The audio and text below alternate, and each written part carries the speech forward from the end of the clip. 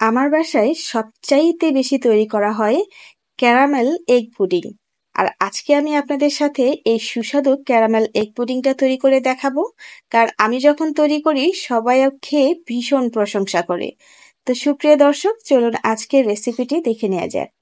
আজকে আমি আপনাদের জন্য ক্যারামেল পুডিং তৈরি করব, আর সেজন্য নিয়েছি 2 টেবিল চামচ পরিমাণ চিনি আর 1 চা চামচ পরিমাণ পানি। দেওয়ার পর চুলার তাপমাত্রাটাকে মিডিয়াম টু লো হিটে রেখে ক্যারামেলটাকে করে নেব, মানে চিনিটাকে পুড়িয়ে ক্যারামেল করে নেব। আর আমি এই পাত্রের মধ্যেই পুডিংটা তৈরি করব, তাই আমি এই পাত্রের মধ্যেই ক্যারামেলটা তৈরি করে নিয়েছি। যখন এরকম কালার হয়ে যাবে চুলা অফ করে ঠান্ডা করে নিয়েছি।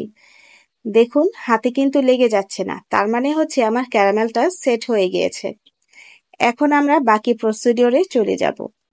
তা আমাদের নেক্সট প্রসিডিওর হচ্ছে ডিমগুলোকে ফেটিয়ে নেওয়া, আর সেটার জন্য আমাদের লাগবে স্বাভাবিক তাপমাত্রার ডিম। এই ডিমগুলোকে আমি এখন একটি পাত্রের মধ্যে ফেটিয়ে নেব। একটি কাঁটা চামচ দিয়ে হালকা করে ভালো করে একটু ফেটে নিতে হবে। আর লাগবে চিনি।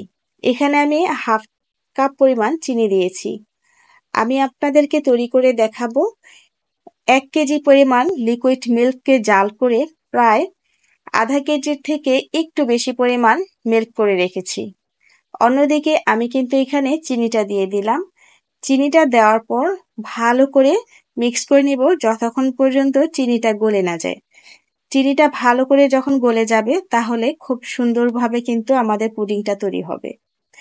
আর ডিমের কাঁচা গন্ধটা দূর করার জন্য দিয়ে দিলাম এখানে ভ্যানিলা এসেন্স কয়েক ফোঁটা।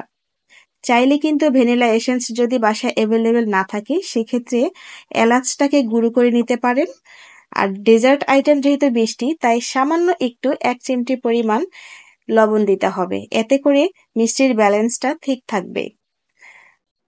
তো অন্যদিকে আমি প্রথমে বলেছিলাম এখানে আমার আধা কেজি থেকে একটু বেশি পরিমাণে মিল্ক হয়েছে, আর এই মিল্কটাকে আমি ভালো করে জাল করে ঘন করে নিয়েছি। একটা কথা মনে রাখবেন, মিল্কটা যত ভালো ঘন হবে আপনার পুডিংটা খেতেও তত বেশি সুস্বাদু হবে। তো ঘন এর মিল্কটাকে ভালো করে ডিমের সাথে মিক্স করে নিতে হবে। আর দুধটা কিন্তু অবশ্যই নরমাল তাপমাত্রার হতে হবে। দুধটা জাল দেওয়ার পর ভালো করে ঠান্ডা করে ডিমের সাথে মিক্স করতে হবে। অন্যথায় কিন্তু ডিম এবং দুধ মিলে একদম ফেটে যাবে ডিমটা, আর সেটা কিন্তু আর পুডিং হয়ে যাবে না। এখন আমরা এই পাত্রটার মধ্যে দিলাম, অবশ্যই ছেঁকে নিয়েছি। এখন একটি ফয়েল পেপার দিয়ে ভালো করে এটাকে সিল করে দিব। যদি ঢাকনা থাকে সেক্ষেত্রে ঢাকনা দিতে পারেন। অন্যদিকে পানির মধ্যে একটি স্ট্রেনার বসিয়ে এর মধ্যে আমি মোলটাকে বসিয়ে দিলাম। এখন একটি ঢাকনা দিয়ে আটকে দিব। প্রায় 25 থেকে 30 মিনিটের জন্য চুলায় এটাকে তাপ দিয়ে দিব। চাইলে কিন্তু আপনারা ওভেনে করতে পারেন, ওভেনে করলে এরকমই সময় লাগবে, প্রায় 15 থেকে 20 মিনিটের মতো সময় লাগবে। তো আমি 25 মিনিট পর ফিরে এলাম এবং এটাকে আরো 10 মিনিট নর্মাল ফ্রিজে রেখে সেট করে নিয়েছি, ঠান্ডা করে নিয়েছি। এরকম যখন একটু হালকা করে ভরে থাকবে তার মানে কোনো সমস্যা নেই। যখন আপনারা এটাকে ফ্রিজে রাখবেন এটা সুন্দরভাবে সেট হয়ে যাবে। ফ্রিজের মধ্যে ঠান্ডা করে একটু মোল্ড আউট করে আপনাদেরকে দেখিয়ে দিচ্ছি এটা আসলে কিরকম হয়েছে। তো এটাকে মোল্ড আউট করা হয়ে গিয়েছে। দেখুন আলহামদুলিল্লাহ কত সুন্দর এবং কত পারফেক্টলি আমার এই পুডিংটা হয়েছে। এখন আমি এটাকে কেটে শেয়ার করব যে এটা আসলে কতটা স্মুথ হয়েছে।